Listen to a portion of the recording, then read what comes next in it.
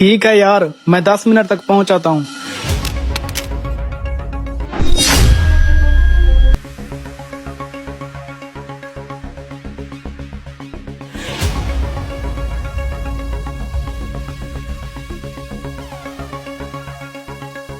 भाई साहब, गलती हो गई। माँ बाप के जाने के बाद इसका ख्याल रखने के लिए स्कूल के बाद इसे मैं अपने साथ ही रखता हूँ। प्लीज माफ कर दें। देखो भैया, मेरी प्रॉब्लम नहीं है, मेरे मोबाइल की स्क्रीन टूटी है। 6-7 हजार लग जाएंगे इसको ठीक कराने में। आप मेरे को पैसे दे दो, बात ही खत्म। 6-7 हजार रुपए? भाई इतने पैसे मैं कहाँ से दूंगा? मेरा तो ये छोटा सा ठेला ही है। तो मैं क्या करूँ? तुम भाइयों ने ड्रामा बना रखा है, एक नुकसान कर दे दूसरा माफी मांग लेता है। भाई पर वो भाई छोड़ो, इसके पैसे तो मैं लेकर ही रहूंगा। चलो तुम्हें एक दिन का टाइम देता हूँ, वहाँ सामने मेरी शॉप तो देखी है ना, कल वहीं शॉप पर ही पैसे आकर दे जाना। और तू दोबारा मुझे यहाँ पर खेलता हुआ दिखाई मत देना। तू दोबारा यहाँ पर खेलता हुआ दिखाई दिया ना, फिर मैं तुम्हें देखूंगा।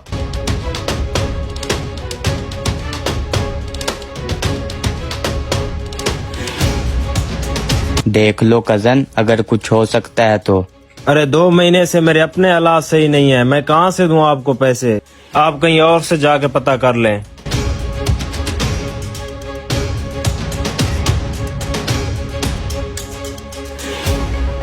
भैया ये लो पैसे।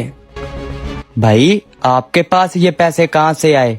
मैंने अपनी गोलक तोड़ी है, आप ये पैसे उस भाई को दे देना। मेरी गलती से ही फोन टूटा है ना। नहीं भैया, ये पैसे मुझे नहीं चाहिए, तुम अपने पास ही रखो। जब जरूरत होगी ना, मैं खुद तुमसे मांग लूंगा। लेकिन भैया अभी जरूरत तो है ना। कोई बात नहीं भैया, हो जाएंगे कहीं ना कहीं से। मगर कैसे?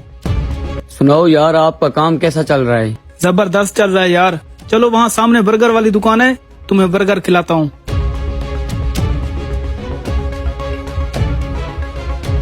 भाई साहब, ये लो आपके पैसे।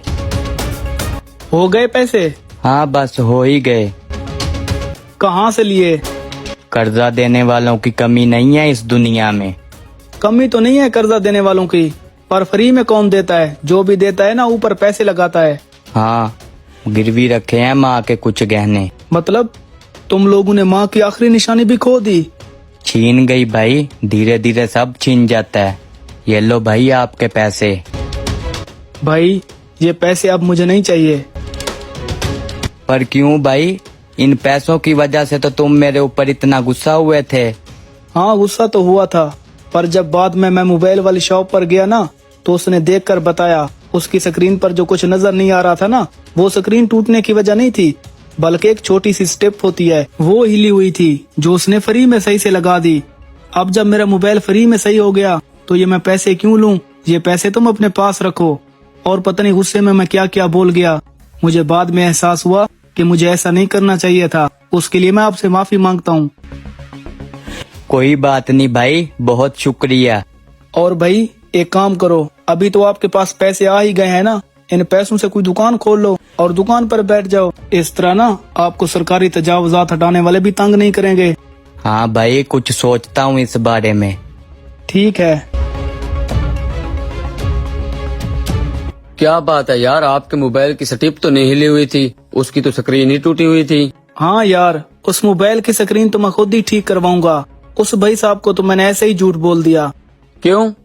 क्योंकि यार कल शाम को मैं उसके ठेले के पास से जा रहा था।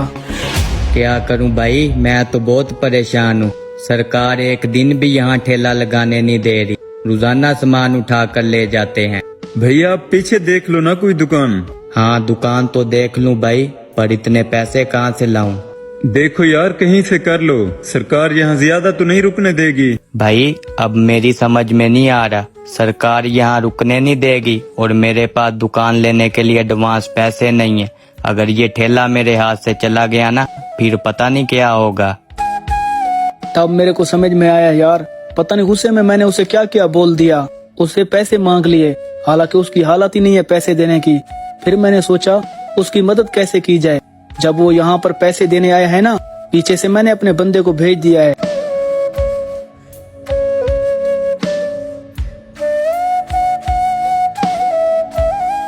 अब ऐसे तरीके से मैंने उसकी मदद की। अब जब वो पैसे देखेगा ना, वो जगह छोड़कर वो जरूर दुकान लगाएगा।